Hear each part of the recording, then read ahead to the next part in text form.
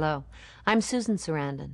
In the previous program of Mythos, Joe Campbell introduced us to yoga, a spiritual practice aimed at achieving ever higher levels of consciousness by meditation.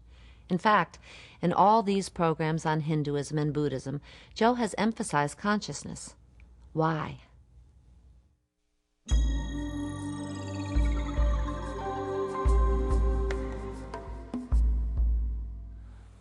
The word kundalini is from a word kunda that means coiled up, something coiled up.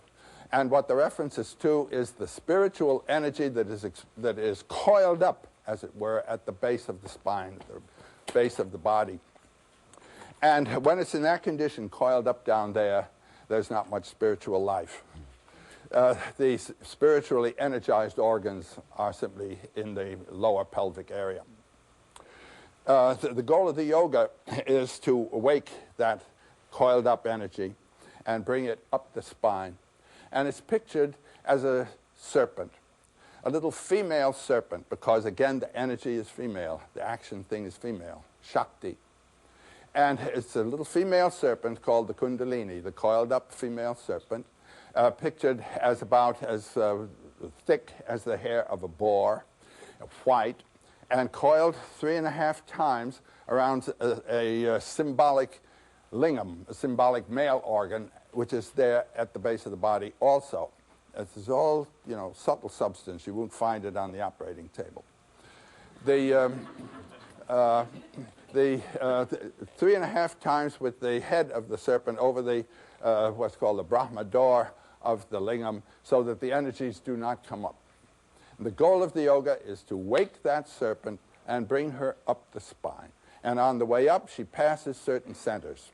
There's the center at the base, which is called Muladhara, the root base. There's the center at the crown of the head, which is called Sahasrara, the 1,000-petaled lotus. And on the way up, there are 5 more centers. And as that serpent power enters the field of those sequential centers, the whole psychology of the individual is transformed. So I'm going to use this as a means to link into our Western philosophies and see where each of them stands in relation to this very, very recondite and long-seasoned philosophical concept. As Jung says when he discusses the Tibetan Book of the Dead, these people are so far ahead of us that we've got only up to the 3rd chakra. He himself, I would say, had got to the 4th, Jung. But he says we've got to move into this slowly and don't have the notion that we understand all these things, because we have not had the experience system yet that interprets them. So now we're going to start up the line here. These centers are called Padma, P-A-D-M-A, which means lotus. They're also called Chakra, C-A-K-R-A. The C, as it's transliterated from Sanskrit, always is pronounced as though it were C-H, Chakra, which means wheel.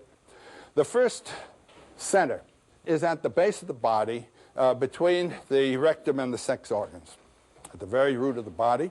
It's called Muladhara, root base. I called that yoga posture that we saw Mula Bandhasana, the binding posture, binding the mula. At this level, the psyche is practically inert. It is just hanging on to life. And my image in my mind for this is dragons, which, as we know from biology, guard things in caves. The customs of the dragon have been studied for many millenniums. They guard things in caves. And what they guard in caves are beautiful virgins, symbols of the 2nd chakra, chakra of sexuality, and heaps of gold, the 3rd chakra, possession and winning. They don't know what to do with either, but they simply guard. Now this is the condition of the whole psyche when the energy is bound up in the Muladhara. No zeal for life, no positive action, only reaction. So the psychology appropriate to this dull condition is that of behaviorism, where you don't have an active psyche, but only a reactive one. Nietzsche calls this position that of groveling before sheer fact. Actually, there's no such thing as a sheer fact. It's this object for a subject. And the attitude of the mind beholding the object is what changes the character and meaning of the fact. People that hang on like this we call creeps, and they are exactly you might say, incarnation of the character of Chakra 1.